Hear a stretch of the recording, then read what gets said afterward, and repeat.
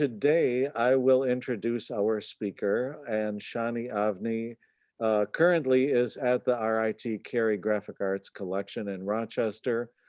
The RIT collection is preserving that rare collection of Hebrew wood types from or used by the Jewish American press at the turn of the 20th century. The Cary Graphic Arts Collection at RIT is one of the world's premier libraries on graphic communication, history, and practices, at least when it's not being torn up. Their growing library holds over 45,000 volumes and 130 archival collections. Shani, though, is the Ismar David Assistant Curator at RIT at the Carey and has been there since 2020. She designs, researches, teaches, consults, writes, and lectures on Hebrew type design and typography. She holds a BA in graphic design from Shankar College in Israel and an MA in typeface design from the University of Reading in the UK. For her MA thesis, she researched the David Hebrew typeface family and, since receiving her degree, continues to do so. In 2017, she was chosen for the Carey Research Fellowship, where David's work is archived. Her work in the Carey includes facilitating the access, arrangement, description, preservation, and enhancement of the Ismar David papers, as well as processing and researching the Printing Realia collection of historic Hebrew and Yiddish wood type. She's also a really nice person, so we're very happy to have her today. Shani, it's all yours. Thank you for coming. Thank you so much, Jim and Stephanie and Logan and everyone in Hamilton. I'm super happy to be here. And I have a lot to share with you today. So bear with me. I'm good with, if you wanna ask me questions during my presentation, I'm perfectly fine with it. And I can start by sharing my screen. Let me get this going. Let me know. All right. So you can all see the white slide that says Hebrew wood type, right? Perfect. Okay. So as Jim introduced the Cary Collection, we are one of the world's premier libraries on graphic communication, history, and practices. And today I want to focus on our technology collection. We focus on preserving the heritage of letterpress printing, and we maintain working printing presses and all the additional equipment that is needed for printing. And our historic collection is very much alive. It is being preserved through its active use in a wide range of activities like classes and workshops, special events that also include online events recently, and visits from scholars and artists in residence. And at the moment, we are hosting artist and printmaker Lynn Avadenka, who is working with the Hebrew wood type collection. She's creating fine art editions, which will be included in our upcoming solo exhibition about the role of Jewish women in early Hebrew printing. So you are all invited to hear more about this wonderful project from Lynn herself. She will give a talk for our next Carey online event on September 1st. Now I'm looking forward to it very much. And yes, these days the Carey is moving to a temporary location to accommodate the construction of a new makerspace and performance art complex. So after about 30 years, we are now starting this long-awaited renovation. And we ask you to please check back with us in about 2 years when we will have our new space up and ready. So the Carey Typeface collection includes thousands of metal and wood fonts, the majority of which are American-made, and up until 2014, all of which were exclusively of Latin characters. In an effort to expand the collection coverage of global scripts, the Cary acquired a rare and important collection of some 40 fonts of Hebrew wood type. The collection was acquired from the artist and collector Richard Rockford. He is a found material artist who owns and operates his antique shop in Clarence, New York, and he started collecting Hebrew wood type in the early 70s. Acquiring this collection was the beginning of a very long process of converting the letters into archival objects that are accessible for printing, teaching, and research. And the first step was to very carefully clean and restore the wood types. And this was made possible through the Adopt a Font volunteer program initiated by our associate curator and master printer, Amelia Fontenelle. Most of our volunteers were not familiar at all with the Hebrew script, and yet they did a really great job of cleaning, measuring, sorting the type into boxes according to their sizes. And in order not to damage the wood type, they need to be cleaned with mineral spirit or with a friendlier replacement like vegetable oil. In the Carey, we use Crisco, which also happens to be kosher. It has no animal fat, and it is a solution to kosher rules of separating dairy and meat. And it was a very significant component of Jewish cooking, as you can see here in this bilingual cover of Crisco recipes for the Jewish housewife from 1933. So I'm wondering if that makes our letters kosher. I wouldn't know, but it was nice to discover that. So once the type was cleaned, it was time to look closely at the design of the letters and identify each of the style variations. So we can typeset each different font for proof printing. And we started doing that just as COVID-19 hit. So as you can see here, I'm at home and I'm setting the type in galleys and spacing them with corrugated cardboard. And once I completed the sets, I would send them over to Amelia, and she would print them in the Cary press room when it was possible, and sometimes in her own home press with the help of Finn, the printer's devil. And last February, we were able to come back to the Cary press room to continue the work. We received a grant from the Rochester Area Community Foundation for Historic Preservation, Restoration, and Literature Fund. And so we were able to add a student employee, Kat Ward, to our team.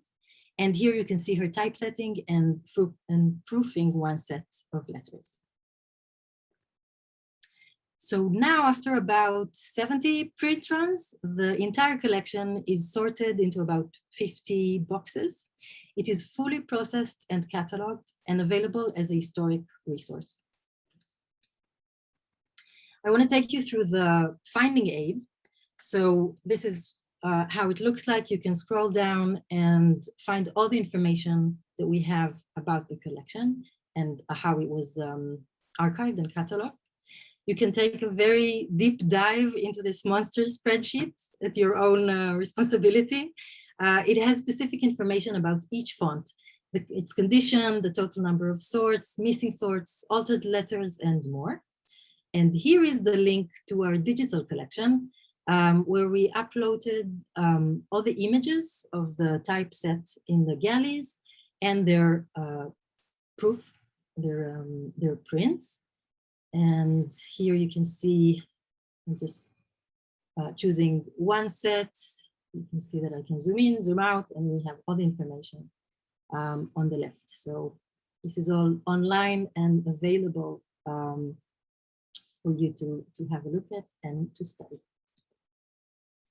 So while I was processing this collection, I was able to identify two main style variations, which I named after design features that could be seen across the typeface.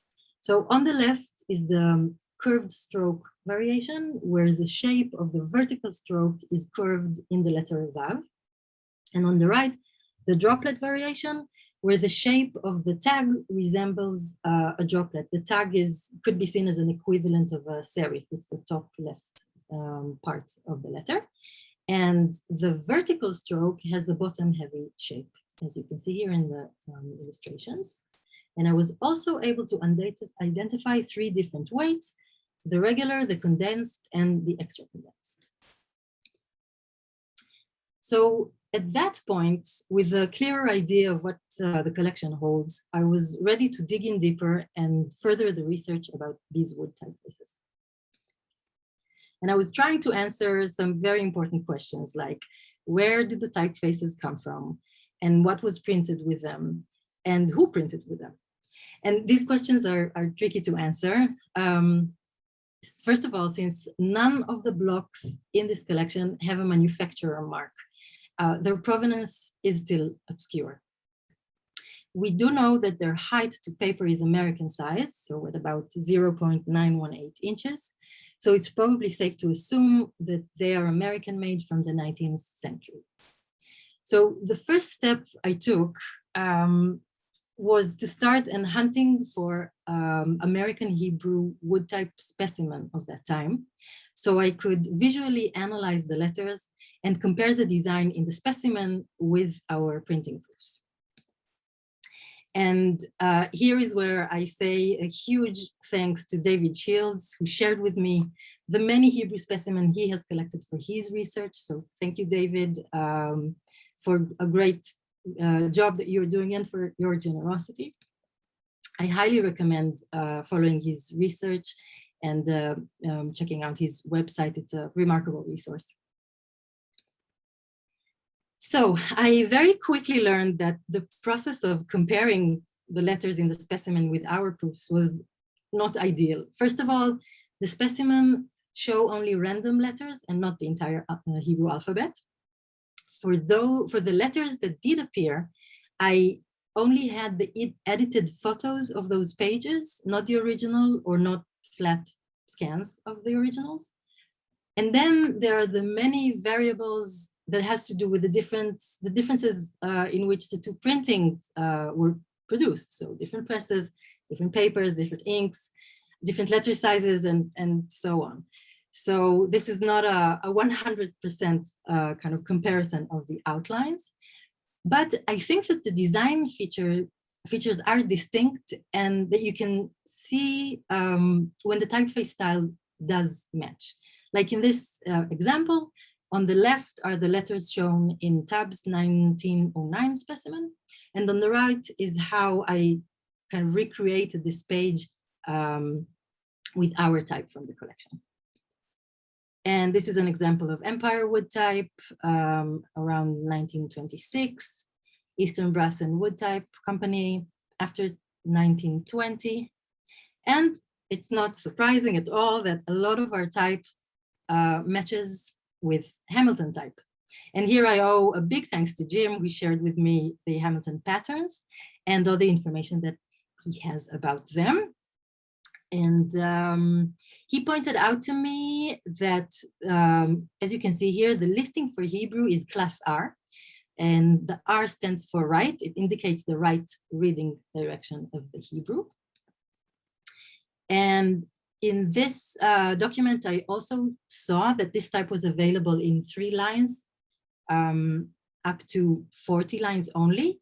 And that happens to be the exact sizes that we have in our collection. So maybe that's another very good sign. And then there was this question of who produced the patterns. Was it Hamilton or was it another type maker that they had acquired? So this is the timeline that we have so far. It still has holes in it, but from what we know by now, it seems like Hamilton were the ones who made them, but still no hard answers. And here are the images of the patterns from Jim. And Jim, would you like to kind of jump in and share with us what you have with you at the moment? I would be glad to. All right, so I'm going to stop my share.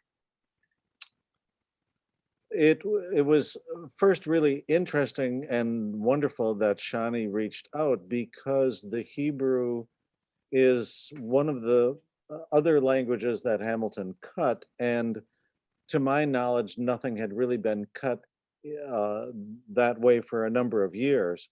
I was telling Shani before we began today that there was an order that was being shipped to Tel Aviv around the time I began getting close to being hired here. So around 2008. But even there, I don't know who cut that type uh, or if it had been around for a while. And sadly, so many of the Hamilton records weren't well kept. So, but what I do have, of course, is the patterns from the collection. This is just part of the number that I've got.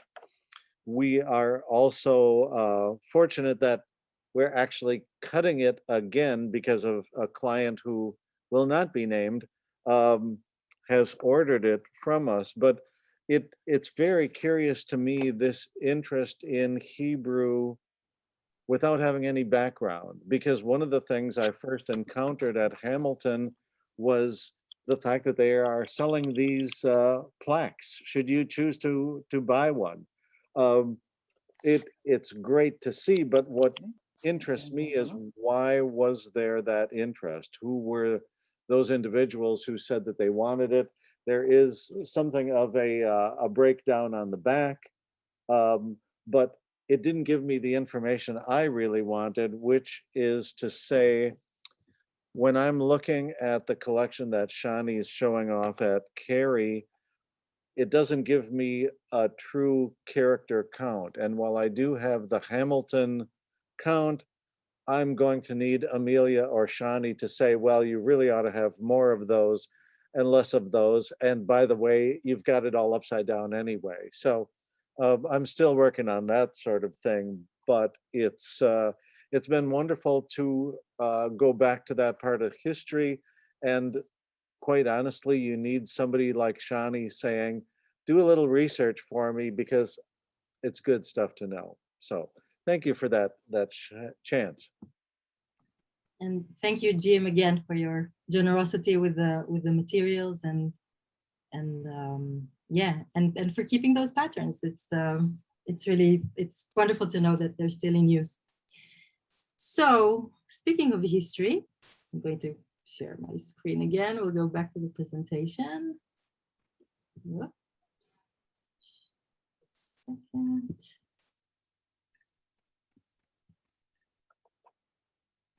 All right.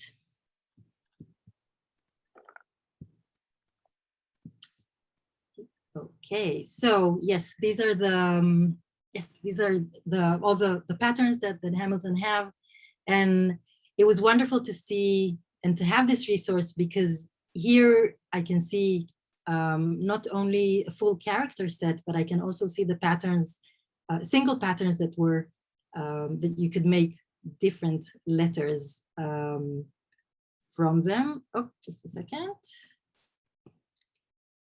There is something that specific that I want to show you. We'll come back to that later. Okay, back to the collection. Okay, I had to kind of get my thoughts together and realize what we have, what we know so far in terms of the research. So we know that the American type height 0.918 inches. And we were able to recognize 2 styles, 3 weights. The large type sizes from 3 lines to 40 lines. And we roughly have a timeline of manufacturing and usage between 1830 and 1970, which is quite a period. And we know that this type served the Jewish American Yiddish and Hebrew speaking communities. And here I want to share with you how I think the story of those Jewish Yiddish-speaking immigrant communities was reflected in their typography. And for us to better understand that, I want to take you way back to the beginning, or a very, very brief overview of the development of the Hebrew script and type. So the modern Hebrew letter developed from the Aramaic or Syrian. Shani, Yes. do you want to be sharing your screen right now? We are not seeing your screen in case you want to be. Yes. Yes, I very much want to share my screen. Okay, sorry. We were just trying to follow along. Thank you. Yes. Oh, I'm so sorry. Hang on. All right, let's do it again. And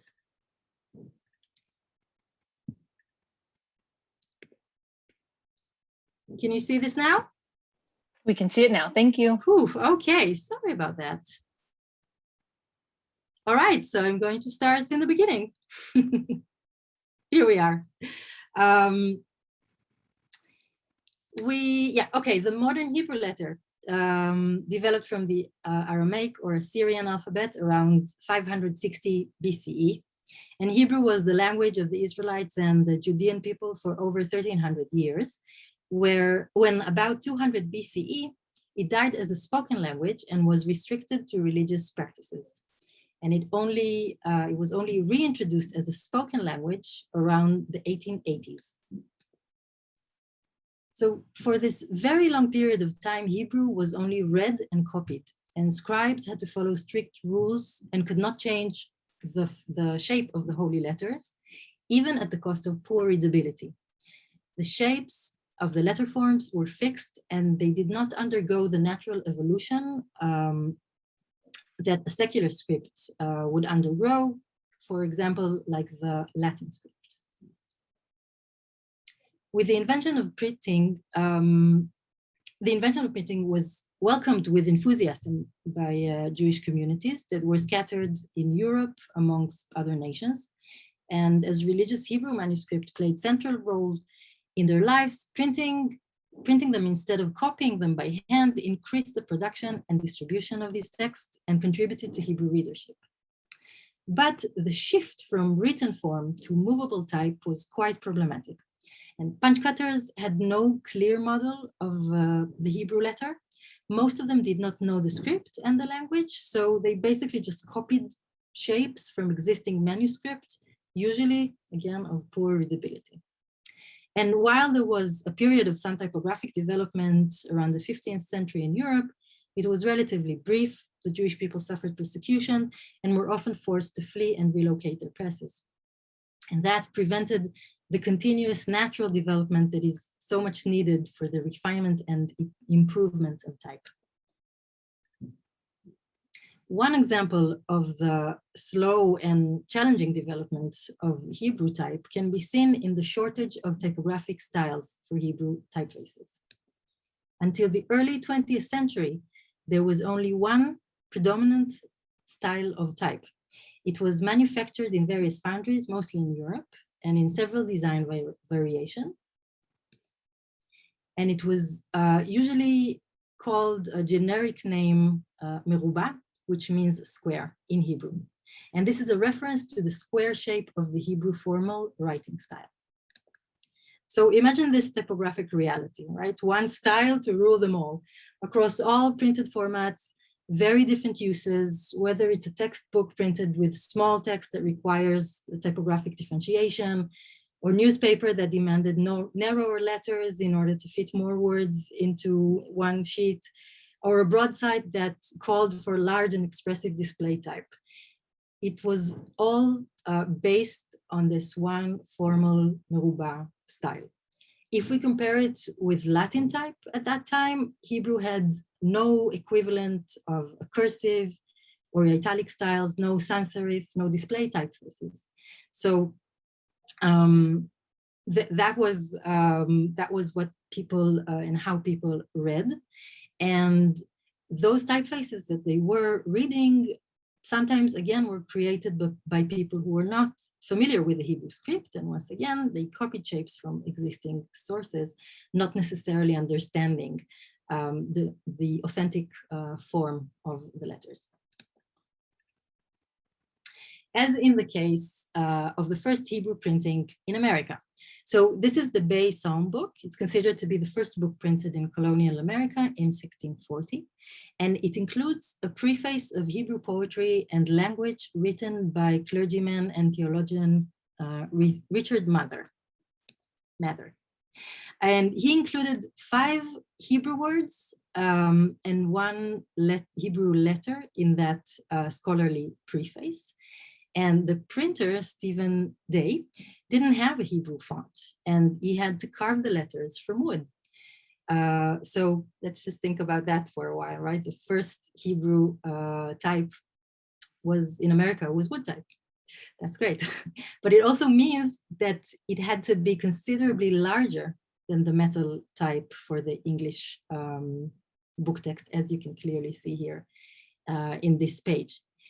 And it again, you can see the typefaces even without understanding Hebrew or being able to read the words. You can see how clumsy and inconsistent the letters look.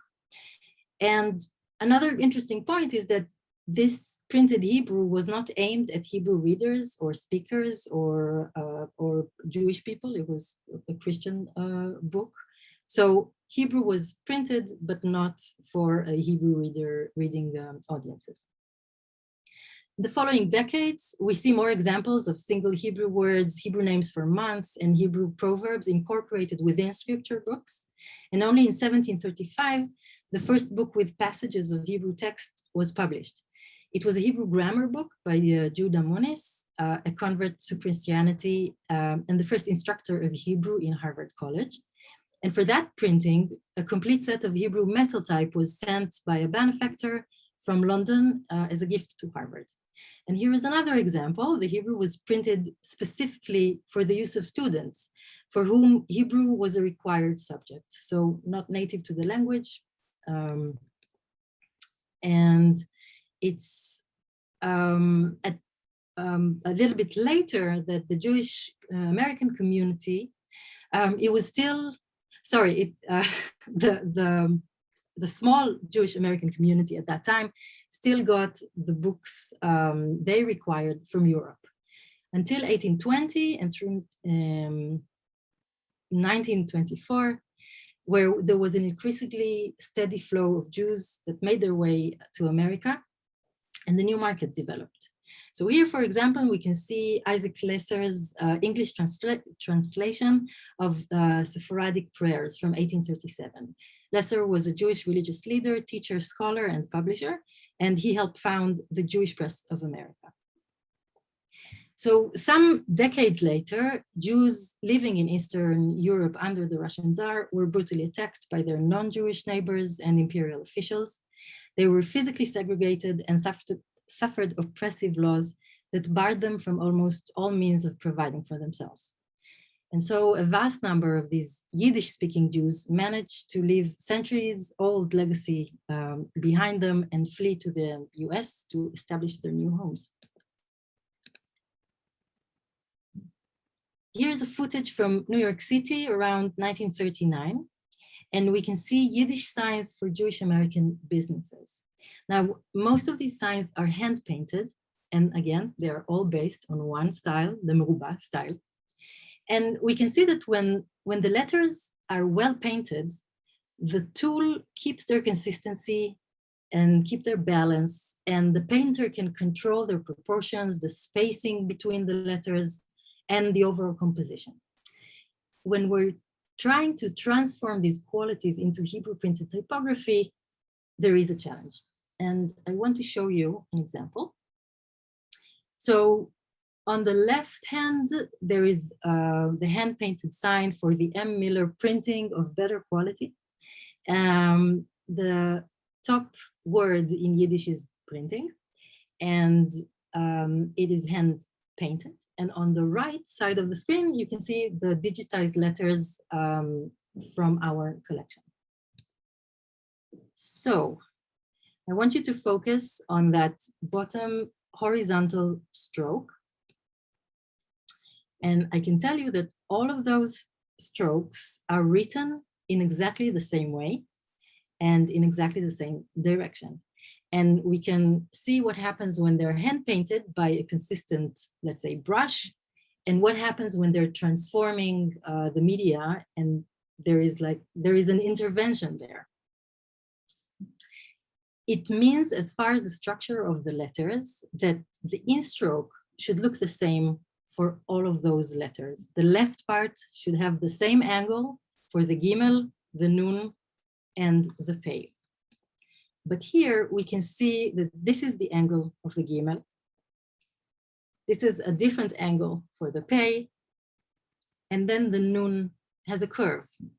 And I was really trying to understand why. What's the reason for this shift? Why is this behaving like this? Why the designer chose to create that letter in that way. And I'm still looking for answers. If anybody has any idea or any reference, I'm more than happy to hear this and discuss this.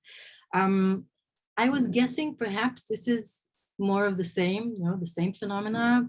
Hebrew type was needed, and the carver, the creator of that at that time in that technology, was not native to Hebrew, and he copied similar letters. And perhaps in that particular source that he was copying, that was the shape of the that happened to be the shape, or that is the shape that it looked like to his eyes. And now it is set in that style, in that typeface. But wait, it gets worse. So we know that around that time and in those communities, resources were scarce. These were not easy times, and there wasn't always the option of acquiring new typefaces.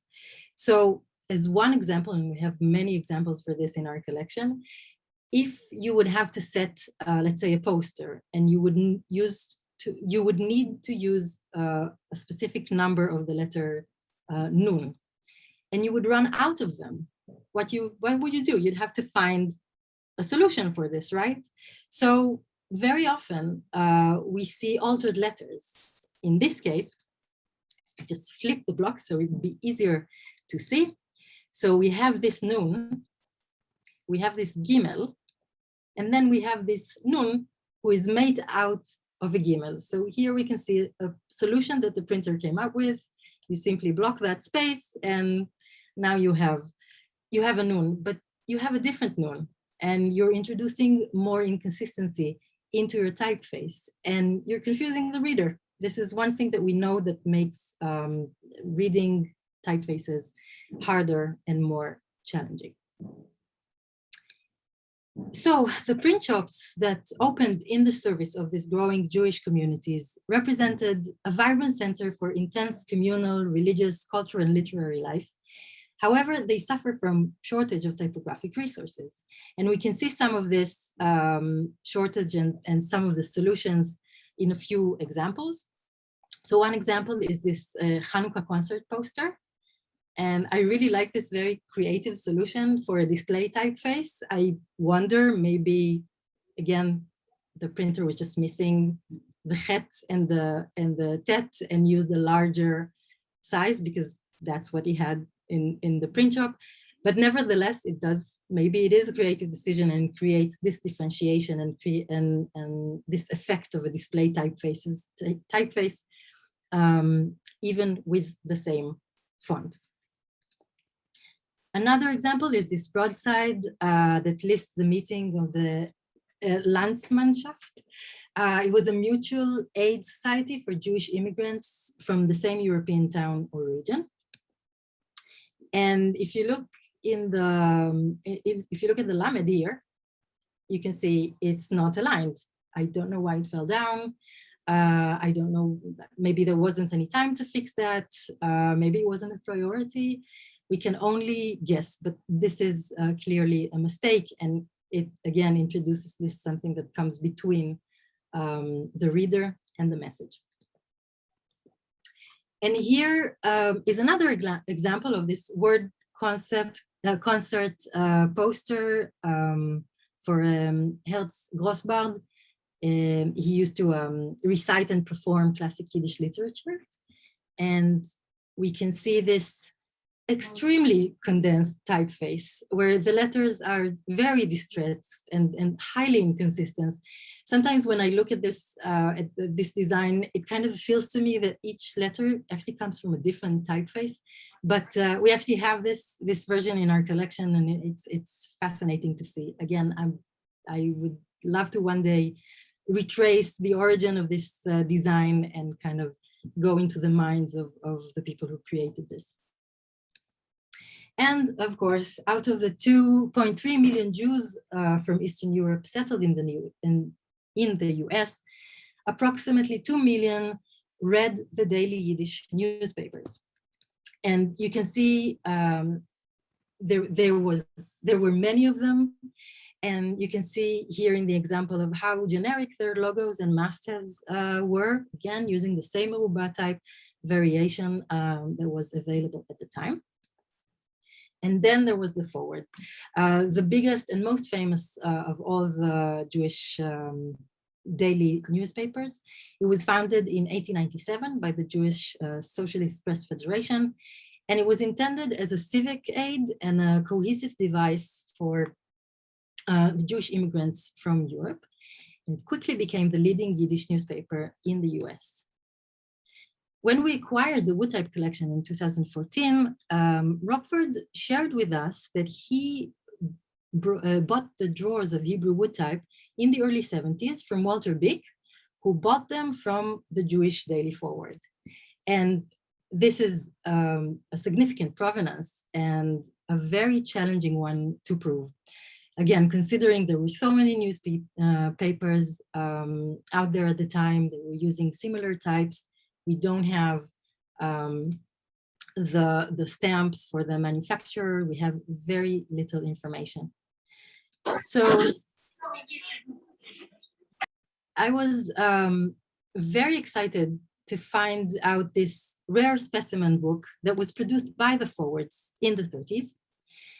There are only 2 known copies, at least in WorldCat, that exists now, and now one of them is available for free access online. And I was even more excited to find it has matching styles and sizes to the type that we have in the collection. For now I only have the digital scan of the specimen, so there is no way of knowing for certain if these are metal type or wood type. However, we do know that wood types were used for printing headlines and advertisements in the newspapers. The monotype and linotype were used only for small book typefaces, and bigger type was cast on a Ludlow or a Thompson caster and up to certain sizes. And we can even, in those scans, can see some of the defects that certainly look like wood type. I'm planning and kind of waiting to be able to visit in person the YIVU Institute for Jewish Research once they are reopened for visitor, to close examine that printed copy and hopefully to be able to learn more about it from the printing itself. I'm also planning to visit the forward business records that are kept in the YIVU Institute. Maybe there'll be some information, some business records, some correspondence that would give us more clue about where, what typefaces they bought and who they bought them from. And I'm very excited to share that next week I will finally be able to visit the Yiddish Book Center and look at the type collection and the Forward's last Yiddish linotype. So hopefully there'll be more. And as always, you know, there is just so much to research and so many mysteries to try and solve. And I think that the more we use this historical collection and keep it alive and active, the more we learn from it. And I want to finish this presentation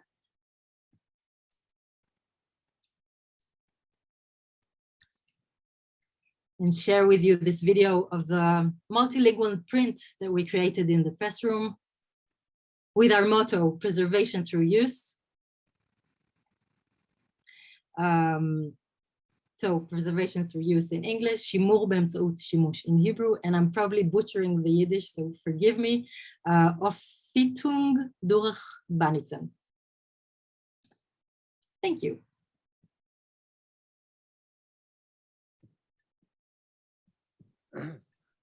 That was wonderful. Thank you. Whew, I talked a lot. Yes, but you talked well, so that's the important thing. Shani, what sort of things are being printed at RIT using the Hebrew type? And is it mostly specimens or other uses? So we have Lynn that's working and making fine art edition that I can't wait for her to share with all of you. And the fact that she was able to come in so quickly just after we finished cataloging the whole collection is just extraordinary as far as I'm concerned, because as Lynn is working with this collection, we get to learn more from what she can tell us, from actually working with it properly, not just proof reading, proof printing those very, very fast proofs, but actually using the type as it should be used in like ideal conditions. And for now, at least for the two close years, we won't be printing with the Hebrew type. We will be back to full printing activity in about 2 years in the new press room. And then we'll have much more activity. We have workshops that are planned also for introduction to the Hebrew letter and Hebrew typography itself, and also letterpress. So we have 2 years to keep on planning about what we will be printing with this collection. But again, I'm so excited about the fact that this collection is accessible for all to come in and work with and continue and further the research, because the more people that would engage with it and work with it and learn with it, certainly people not necessarily from our background, people with different focuses, the more the better, the more we would learn from it. So, and people are totally invited to approach us and talk to us about that. Amelia, would you like to add something? Yeah, I just wanted to say that even though our press room is disassembled right now and we won't be doing much printing, we did want to offer all of those digital specimens that are in the links so that people can scan it in and perhaps make your own typefaces. Or I know Shani and our student Cat Ward were in the process of digitizing and making a digital revival font of one of these faces. So even though the presses aren't running, we're still really happy to work with the digital imaging that we have. So be sure to check out those resources. Mm-hmm. Well, thank you, Amelia. That's a very, very good point. I have one question. How much metal type do you have in the collection? Amelia can answer that. So we have about 1,800 fonts of metal type, but actually I'm in the process of inventorying everything. No Hebrew. No Hebrew. No Hebrew. No, this is the Hebrew types that I acquired in 2014 were the first non-Latin typefaces that came to RIT Cary Collection. Everything else is Latin. Okay, because I just printed a small miniature book of Rosenfeld's poem, and I had to get it transliterated because I hadn't have a Hebrew type to do that, and I wasn't going to print it in black letters because that is something that's I can't read it myself, so it was just too much trouble. So I got it transliterated and I printed it in Latin, fonts, and it kind of took a little out of the project, but the project actually worked out very well. So I was just hoping that someone would have some metal Hebrew type so that, yes. Right now, I know that the letter foundry of Michael and Winifred Bixler in Skinny Atlas, New York, you can purchase Hebrew from them. It's a monotype foundry. So that's one that I know of. And I think one of our listeners here, Lynn Avadenka, bought some of that typeface, and she just recently printed it. So From you need it. Thank you. Bixler's, yep.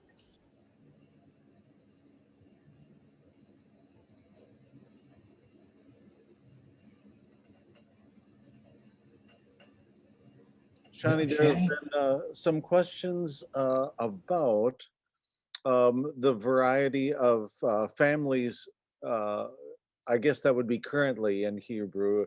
Any guess at that? I would think that'd be a little tricky. Let's see.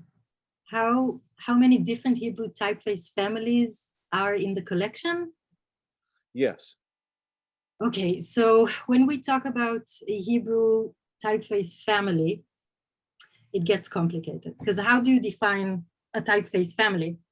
The concept of typeface families, as we know from Latin type, did not develop in the same way for Hebrew.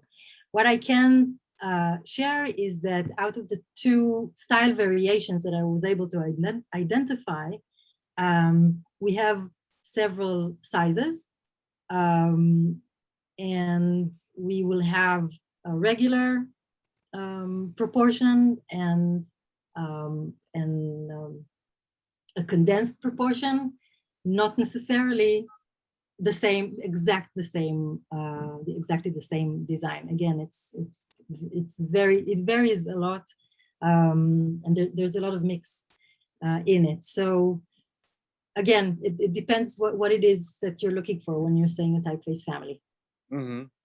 I think that would be one of the best reasons to have you come here to look at our collection, because I think that the bulk of it is square. I think the only metal we have is not foundry type so much as it is it's metal mounted onto wood. I think either in copper or maybe zinc or something like that. But still, it would be nice just to have it looked over, because we have much to learn. And me too. I would love to actually see the patterns, because again, speaking of families, you wouldn't have the option of cutting, use the same pattern for cutting an extended letter or a narrow letter. So in theory, you would be able to create a regular typeface and a sibling narrow typeface from the same pattern. Mm-hmm. Again, you would need to look at it and kind of consider all the differences, but maybe there is something just like that out there. Mm-hmm. There was a question asking if ATF had ever cast Hebrew. Do you know? I think they did, not off the top of my head, but I think I did see with all the specimen that David has provided, there was ATF there. Okay. Yes. If you want to email me after this, I can look specifically in the specimen and be happy to reply. So I have a wondering, and I'm just curious if you came along this. We were talking about the variations in the slant and things like that, and as I look at a variety of typefaces, some of them seem as though they are greatly affected by sign painters.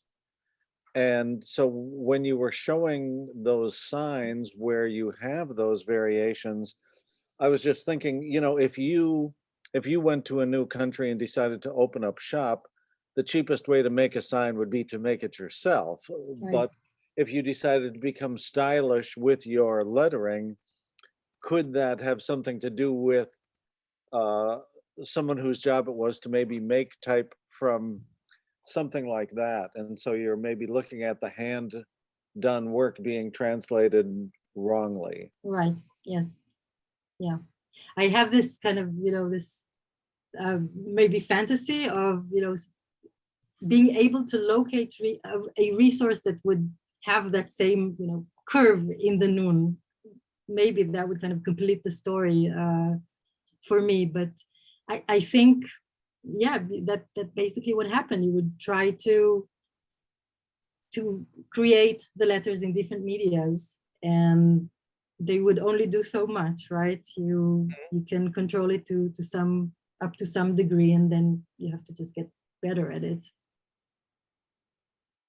I would think one of your big difficulties is where can you go to find a Jewish culture that hasn't been disturbed or destroyed, that would go back at least 100 years, where you could get that? Do you think about either Russia or Poland as possibly being some of those places where you could learn a bit more? Absolutely. And again, it depends on what has survived, um, because those stylistic options were created in Europe before they were created in, or at the time they were created in America as well. And this is actually the next stage of my research, and I'm hoping to be able to share maybe next year more about Hebrew wood type that was created in Europe, and it looks very much the same in certain cases and very much different in other cases. So again, it really is endless, and things are starting to kind of come up and be unveiled. And it's fascinating to see that there was a market, there was a community, and there was this wish to accommodate that script in very different, sometimes very weird ways, even where it's clearly done by someone who's not familiar with the script, but it's still there, it's still out there, and it was printed and used.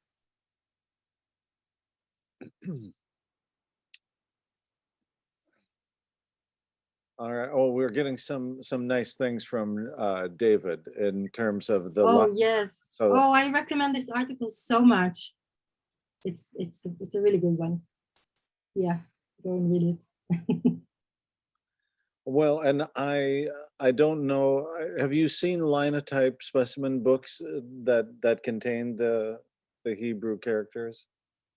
Yes, and they're pretty much I mean, before 1910, before the Hebrew world was washed with Frank Ruhl, who introduced a new design and fixed many of the problems and had a different aesthetic than those Merubah typefaces. Before that, this is what you see, and they're again broadly very similar to one another. You can trace specific characters. I think the last time we met in Weisbus, I talked about the specific character, the Ein, we used to break and then kind of adopted just the shape of the block. You can see that kind of being retained, the shapes are being retained through technologies and in other more and more specimen book as we go forward with the years. So not a lot have happened before 1910. Yeah, it's sort of difficult to track down a people who always seem to have been on the run, right? Yes. No. Yeah. It's a good way to put it. Yes. Do you see anybody designing now that you're pleased with or impressed with or find doing some interesting things in Hebrew? Oh yeah, absolutely. This is a very good time for Hebrew. I'm very, very pleased with what's going on. I guess in the world with typefaces, and as we use more devices and we're reading more off screens, I think there's much more awareness of typefaces and how important they are and what can they actually do for you. And yeah, that goes the same for Hebrew. And also this increasing interest in global scripts, which is, I find, the most exciting. I'm always so intrigued learning about different scripts, especially the kinds that I can't read, and seeing how this amazing the printing revolution kind of defected. It was such a major thing for the human race and how it kind of got adopted into different cultures.